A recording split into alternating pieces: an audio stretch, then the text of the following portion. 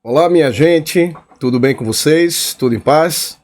Quem fala aqui é o professor André Holanda e eu estou começando agora uma série de pequenos vídeos, pequenas videoaulas, onde eu vou tratar de um dos assuntos que mais tem me interessado ao longo das últimas décadas, que é a homilética, ou seja, a arte da pregação.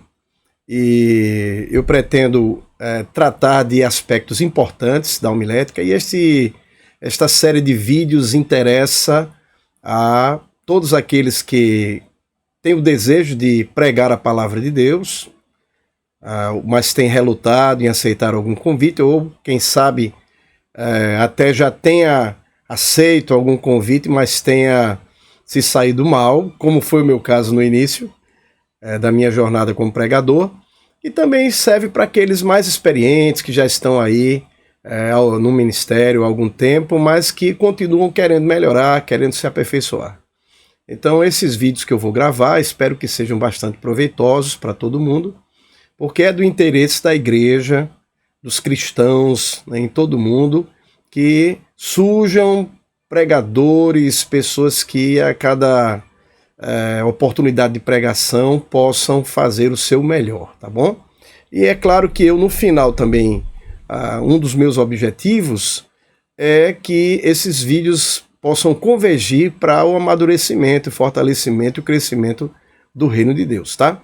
No vídeo de hoje, gente, eu vou tratar de um aspecto que considero muito importante e às vezes um pouco esquecido por parte de quem assume a tarefa de pregar e que o faz na igreja local ou dentro de departamentos da igreja, ou mesmo em cultos evangelísticos, em oportunidades que lhes são franqueadas, que é justamente a questão de como relacionar o texto bíblico com a aplicabilidade do texto para os seus ouvintes atuais. Então nós sabemos que a Bíblia, tanto o Novo quanto o Antigo Testamento, é constituída de livros que foram escritos há muito tempo atrás. Então o Antigo Testamento aí, nós temos muito mais do que 2000 anos, e o Novo Testamento, cerca de 2000 anos, né, em que esses textos foram escritos ao longo do primeiro século, no caso do Novo Testamento, e o Antigo Testamento, mais ou menos 400 anos antes de Cristo, a gente tem o último livro, né, escrito. Portanto, são livros antigos, numa cultura que não é a nossa, em línguas que não são as nossas atuais, e, portanto, é preciso que a gente construa, elabore, com a ajuda de Deus, do Espírito Santo, que a gente elabore uma ponte entre o que o texto quis dizer aos seus leitores originais e como trazer essa mensagem para os leitores de hoje, né? Começando pela própria pessoa que vai preparar o sermão, a pregação. Então, esse vídeo vai ser bastante breve, eu pretendo manter os vídeos seguintes nessa mesma tônica, para que a gente aborde aqui questões que são importantes, mas sem que a gente se delongue demasiadamente, sem que a gente se torne repetitivo naquilo que a gente está falando, tá joia? Então eu vou tratar aqui apenas da ponte, da ligação entre o que o texto diz e o que o texto quer dizer para os ouvintes de hoje, tá? E aí eu estou intitulando esse vídeo de Passos Iniciais para o Sermão. É claro que existem outras questões que eu vou tratar em outros vídeos, né? No caso, por exemplo, a preparação espiritual da pessoa que pretende pregar. Então há toda a necessidade de haver uma dedicação da pessoa que vai pregar a um componente espiritual que é prévio ao próprio começo de elaboração de um sermão. E também eu quero destacar outras questões em outros vídeos acerca dos propósitos de cada sermão, né? Os tipos de sermão variando de acordo com os propósitos aos quais os sermões se destinam. Então cada sermão ele tem um objetivo preponderante, um objetivo que vai guiar a sua elaboração. Então eu vou tratar disso em outro momento, além de outras questões importantes, como extrair o texto, divisões, né, do título, do sermão, como estruturar o sermão, etc. E no final dos vídeos eu gostaria sempre de fazer um pequeno comercial de um curso online que eu tenho, que justamente está voltado para ajudar pessoas a prepararem da maneira melhor possível os sermões, tá bom, gente? Mas independente desse curso que eu tenho, o conteúdo que eu vou passar aqui já dá de alguma maneira um norte, uma direção para você que quer pregar, tá joia? Então eu vou chamar esses vídeos de passos iniciais para o sermão. Então este vídeo e outros vídeos que se seguirão, tá joia? Só um segundinho. Então veja bem, eu vou seguir aqui vamos dizer assim, uma nomenclatura que eu aprendi com o meu saudoso professor e amigo, colega de docência também, Gilton Moraes, que nos deixou recentemente, e eu posso dizer que Gilton foi o maior homileta das últimas décadas que o Brasil já teve. E há muitos livros dele escritos, o mais fundamental talvez seja a Homilética da Pesquisa ao Púlpito. Eu recomendo todos vocês a adquirirem. E Gilton, ele estruturou o seu método a partir também de outros contatos que ele teve com professores americanos, etc. Especialmente a partir do livro Steps to the Sermon, de H.C. Brown Jr., que foi um grande homileta de carreira promissora, mas que faleceu ainda jovem. Então, a nomenclatura que eu estou usando nesse vídeo, ela é devedora a H.C. Brown Jr. e mais particularmente a Gilton Moraes, que fará muita falta no cenário homilético brasileiro, tá bom? Então eu quero aqui brevemente, queridos ouvintes e amigos, né, que estão nos acompanhando, que eu estou tratando aqui daquele tipo de sermão que a gente chama sermão expositivo, tá? Então eu vou gravar um outro vídeo explicando justamente a diferença entre um sermão que a gente chamaria de temático e um sermão que a gente chamaria de expositivo. Com relação ao que é um sermão expositivo, não há um pensamento unânime, há uma divergência, algumas definições variam entre si, elas têm a ver com o tipo de proposta, com o tipo de tratamento que vai ser dado ao texto, o tamanho do texto, etc. Então, de toda uma discussão, mas eu poderia, assim, pelo menos no ponto de partida, para o objetivo desse vídeo aqui, dizer que um sermão expositivo é aquele que toma como ponto de partida um texto bíblico específico, que está inserido dentro de um pedaço de texto, um trecho de texto. Às vezes na nossa Bíblia, esses trechos de texto, esses textos contidos em alguns versículos, às vezes está com um títulozinho colocado pela comissão de tradução, né? Esse pedacinho de texto, dividido dessa forma, no Novo Testamento principalmente, a gente chama de perícope. Agora, um sermão expositivo, ele pode dizer respeito, ele pode abranger toda uma perícope, ou seja, um conjunto de versículos que estão naquele bloco inteiro de texto, ou um sermão expositivo pode, dentro de uma determinada perícope, se ater aos versículos que, para aquele sermão, serão os mais importantes e terão, portanto, o assunto que o pregador deverá contemplar. E aqui eu quero também deixar claro o seguinte, que quando eu falo o pregador, eu vou sempre usar esses pronomes substantivos e pronomes e adjetivos, levando em conta que o público que prega, ou seja, as pessoas encarregadas da pregação, são homens e mulheres. Claro que cada denominação vai ter o seu contexto, mas eu não estou apenas dizendo que apenas homens podem pregar, tá bom? Então, esse é o meu ponto de partida. E aí, é claro, cada denominação tem a sua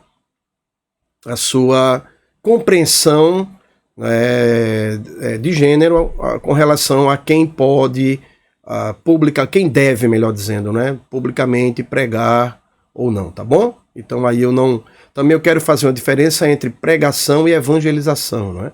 Então evangelização é algo mais informal, você pode ser uma pessoa pode ser um grande evangelista sem necessariamente ser um grande pregador e vice-versa, né? Alguém pode ser um excelente pregador, mas pode não ser um excelente evangelista, porque o evangelismo tem muito mais a ver com conversação do que propriamente com falar em público, né? Então a gente depois debate um pouco isso sem reducionismos, tá bom, gente?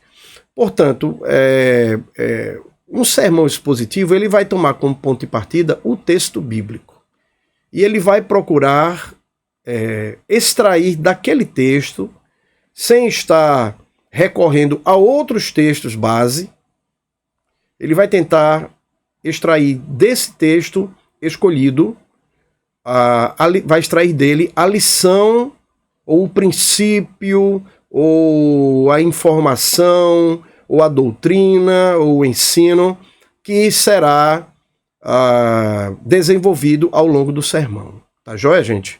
Portanto, o ponto de partida de um sermão expositivo é um texto bíblico específico onde o pregador estará,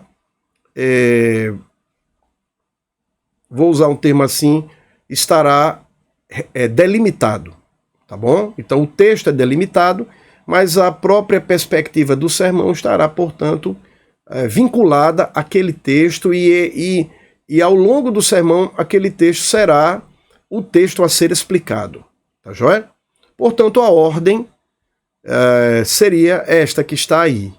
Você tem, no sermão expositivo, você tem um texto bíblico escolhido, de forma específica, seja ele do Antigo ou do Novo. Esse texto tem que ter uma delimitação para que esse texto possa ser corretamente entendido, tá? E ele demonstre, ao longo do sermão, ser um texto que garante uma unidade, tá bom, gente? Então, partindo do texto bíblico, você extrairá a ideia central do texto, aqui abreviada com as letras ICT. Ideia central do texto. A gente vai ver daqui a pouco o que isso significa, né? Então, do texto bíblico virá a sua ideia central, e da ideia central virá a tese do sermão.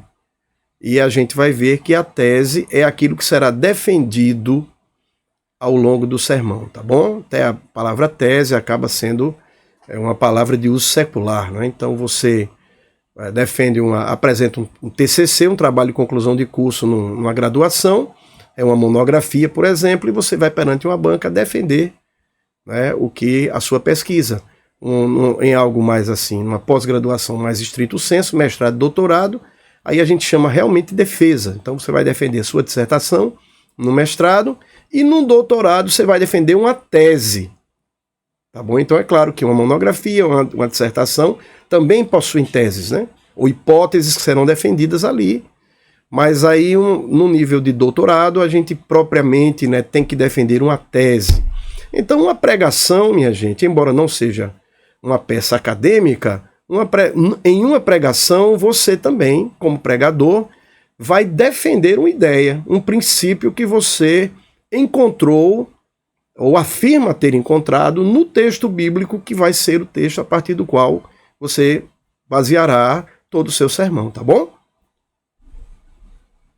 Então nós vamos primeiro aqui, minha gente, tratar do que é a ideia central do texto, tá bom? Então a ICT, ou a ideia central do texto, é a mensagem principal,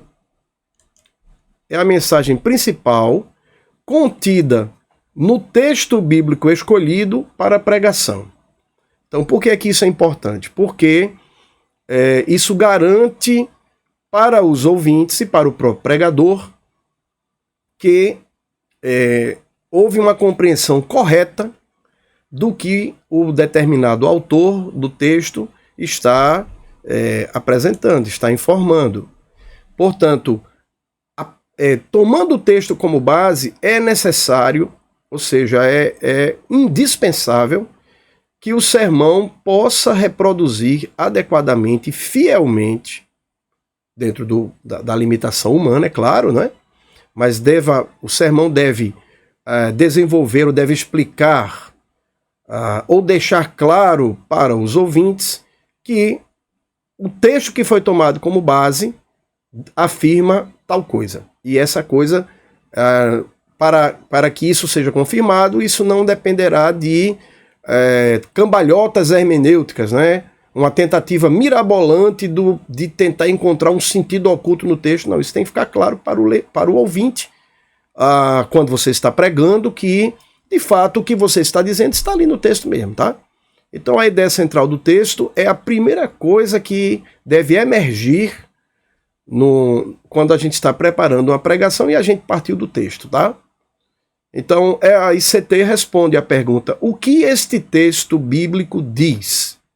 E aí eu estou levando em consideração que você não foi contaminado assim pelo pensamento pós-moderno no que diz respeito a não confiar de ser possível se chegar à ideia do texto, ou à ideia pretendida pelo autor. Então a própria leitura da Bíblia, numa perspectiva que sempre foi a predominante na história do cristianismo, é o que a gente chamaria de método histórico-gramatical, ou seja, onde se acredita ser possível se chegar à interpretação, ou à pretensão, à intenção original do autor, pretendida ali no texto, tá? Então é claro que essa é uma temática que tem precisa de toda uma elaboração, isso aí a gente pode fazer em outro momento. Então, para identificar a ICT, ou a ideia central do texto, o pregador precisa fazer uma análise cuidadosa do contexto do texto. E isso quer dizer o seguinte: aquele texto que você está utilizando para pregar a partir dele, ele está dentro de um conjunto maior, que é um capítulo, e às vezes não precisa ser o capítulo inteiro, mas ele está inserido no que vem antes, no que vem depois. E esse texto também pertence a um livro que tem um propósito, que tem um estilo literário, que tem uma conjuntura histórica, cultural, né, no qual esse livro, portanto, encontra o seu pano de fundo, né, o seu locus, o seu lugar. E aí, para interpretar, para se usar aquele versículo, aquele conjunto de versículos, e expô-los fielmente e vinculá-los a uma aplicabilidade contemporânea para os ouvintes, é preciso, portanto, que a gente extraia do texto o sentido mais original pretendido pelo autor, tá bom? Aí nós temos 3 tarefas para a construção da ICT. O significado original das palavras e expressões, é claro que a gente precisa entender o que o autor queria dizer, entender o significado das palavras que ele está utilizando, para que a gente saiba, para que a gente não dê uma interpretação oposta ao significado original da palavra e ao sentido da passagem, tá bom? Além disso, né, entendermos o contexto histórico e cultural. É claro que você não tem que ser um arqueólogo para fazer isso, você não tem que ser um historiador, mas você precisa ter uma ideia de qual é o contexto histórico e cultural no qual aquele texto se insere. É claro que um salmo, ele tem um contexto diferente de uma epístola paulina, tá bom? De um texto do Evangelho. Um texto de um profeta do Antigo Testamento tem todo um arcabouço, né, literário diferente de o livro de Atos, ou de o Evangelho, ou do Apocalipse. Portanto, o contexto histórico e cultural no qual aquela passagem e o seu autor estão inseridos é uma tarefa que deve ser feita antes da gente começar a escrever o sermão, né? E também qual é o propósito do autor bíblico ao escrever o texto. Qual é o propósito? Que foi que guiou o autor para dizer o que ele está dizendo? Então, qual é a motivação? A gente tem um exemplo assim muito breve que eu posso dar, o caso de Judas, o texto de Judas, da epístola de Judas. Judas começa dizendo que ele queria escrever um texto, ou um livro, a sua carta, melhor dizendo, a fim de conversar acerca da salvação que ele julgava ser comum entre ele e os leitores.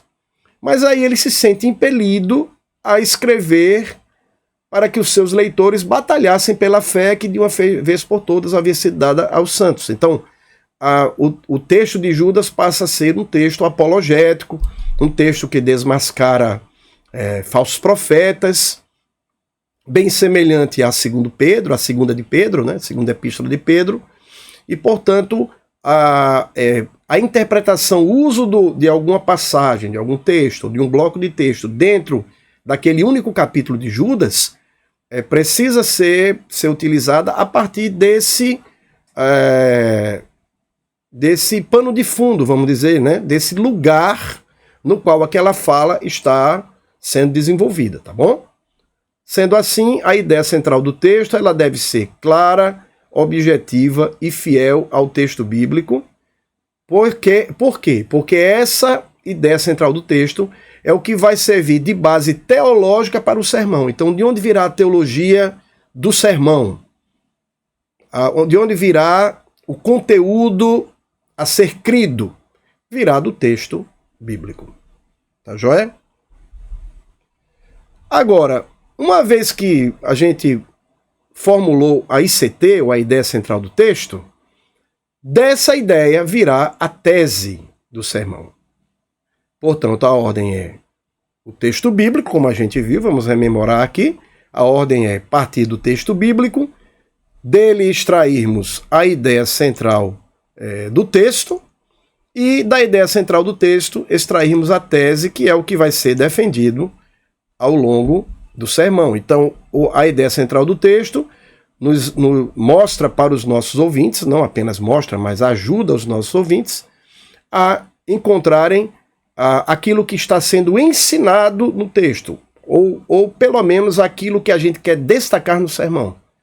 Porque um mesmo texto pode se prestar, ele pode tratar de questões distintas. O mesmo texto você pode utilizá-lo evangelisticamente, vamos dizer assim, e você pode também usá-lo de uma forma que seja voltada para, por exemplo, uma questão ética, ou então uma questão pastoral, ou uma questão missiológica, missionária, né? Etc. Tá bom, gente? Aí a gente vê em outro momento, tá? Portanto, uma vez que a gente identificou a mensagem principal contida no texto bíblico, ou seja, a ideia central do texto, a ICT, nós entendemos que a ICT tem a ver com o que o autor disse. E no próximo vídeo eu vou trazer exemplos de ICTs e teses, tá, gente? Para que esse vídeo aqui não fique longo demais. Então, como é que a gente elabora a ICT? Ou descobre a ICT? Ou identifica a ICT? É sempre no passado, ou seja, é sempre dizendo o que Jesus ensinou, o que Paulo afirmou, o que Isaías estava profetizou, o que aconteceu. Então a ICT sempre tem a ver com a motivação teológica, doutrinária, não é? Que está contida no texto em questão que a gente recortou, vamos usar esse termo.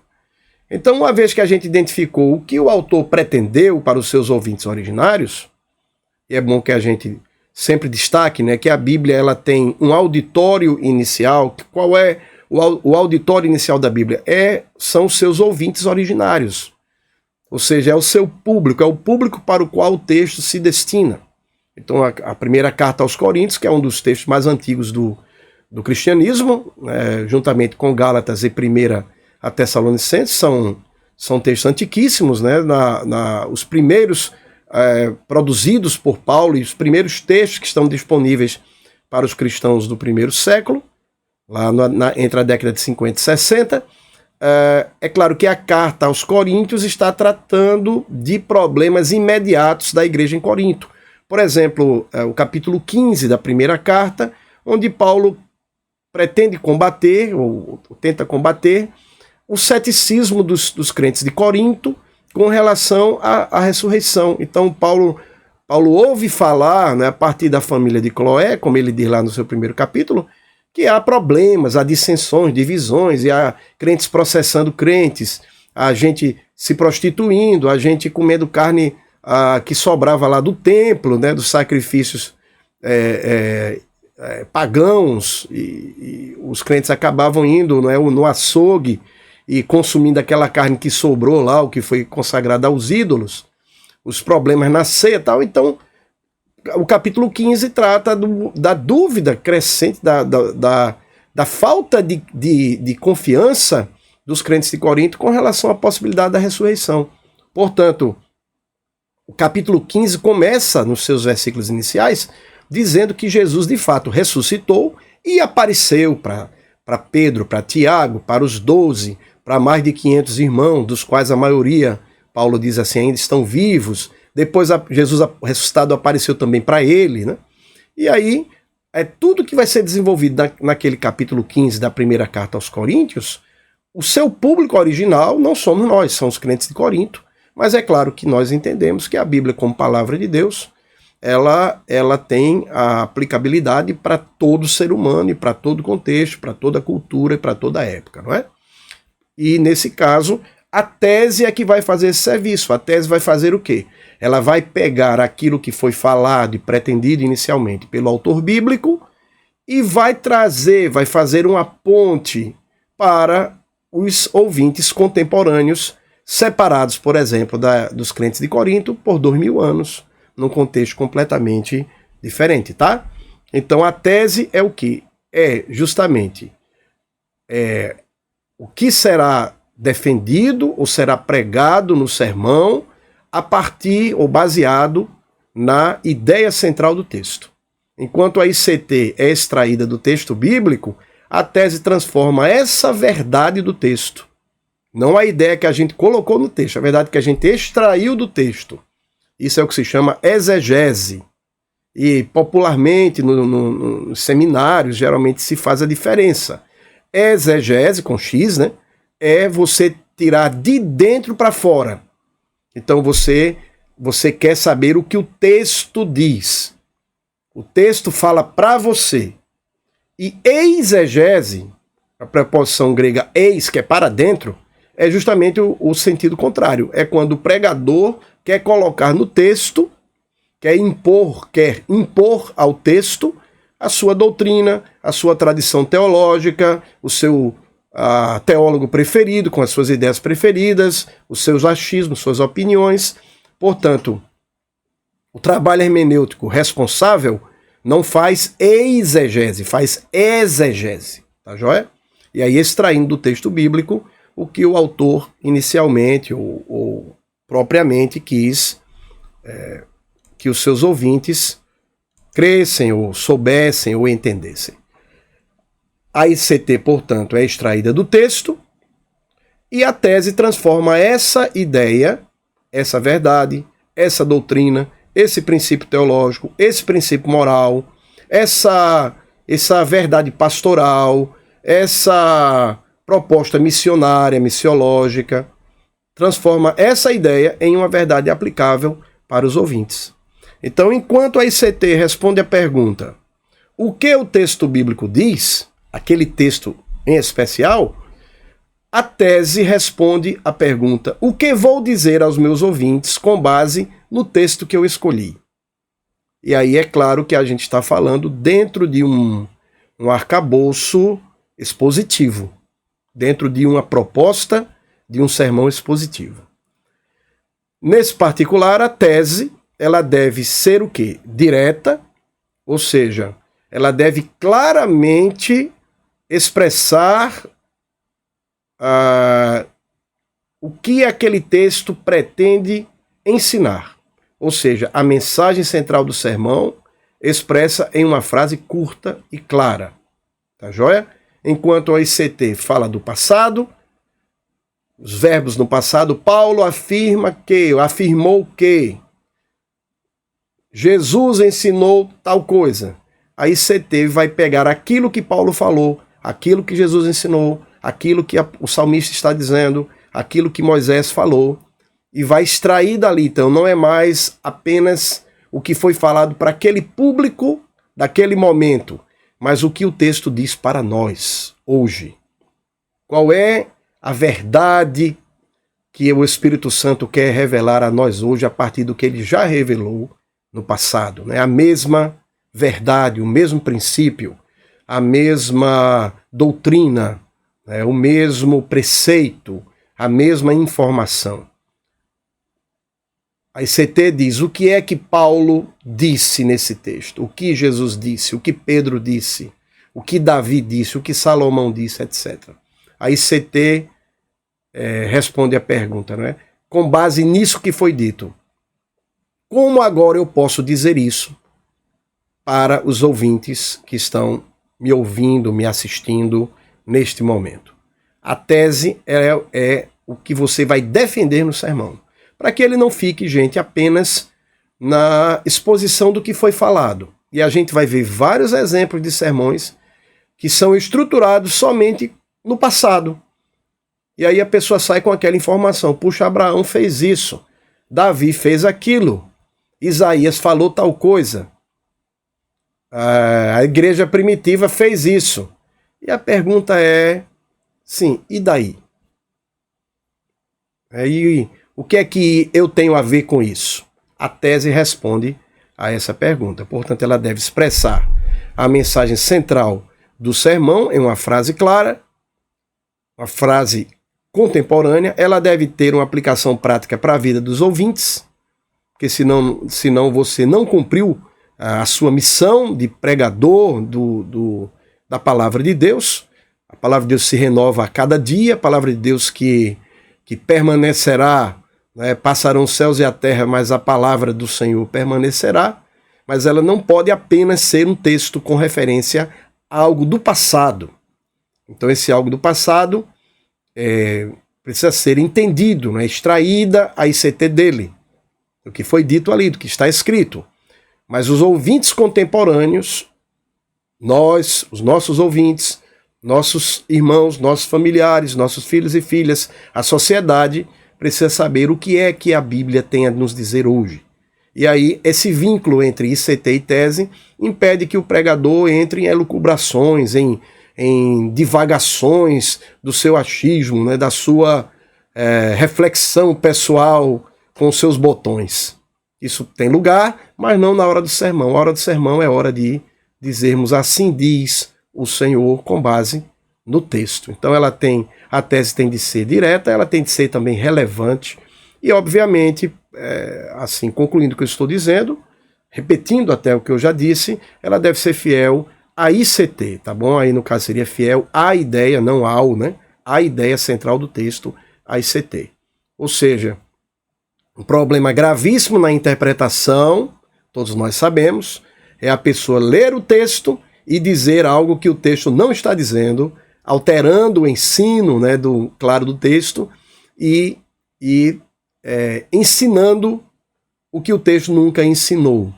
Já ouvimos pregações isso na nossa caminhada e nós sabemos que isso não é apenas reprovável, mas acaba sendo pernicioso porque isso distorce a proposta original daquele texto que a gente escolheu. E, portanto, nós temos como pregadores e pregadoras, temos de ser fiéis à palavra de Deus, fazendo com que a gente, de fato e de verdade, possa transmitir com fidelidade a palavra de Deus para os nossos ouvintes.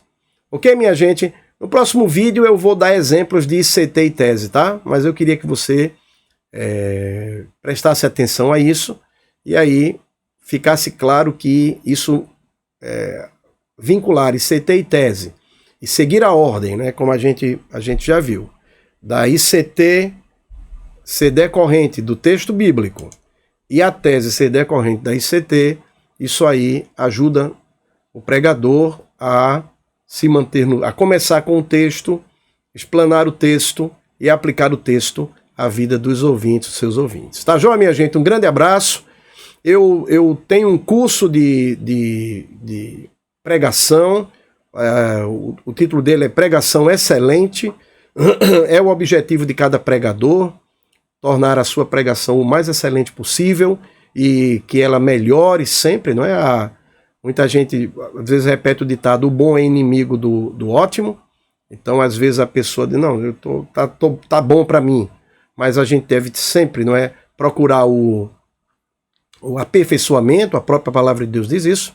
E aí eu tenho uma proposta de um curso que estará ou na descrição do vídeo aqui no YouTube, ou no link na bio do Instagram, e você pode ver ali. O curso é Pregação Excelente. É um curso bem barato, acessível, com mais de 6 horas de duração, direto ao ponto, e você também tem 5 bônus que serão gratuitamente liberados para você após o período de reembolso. Então, todos que adquirem o produto digital, né, como um curso, um e-book, etc., tem 7 dias para degustar o curso ou o e-book, e caso a pessoa não queira, ela pede a devolução e até 7 dias esse valor ele é devolvido.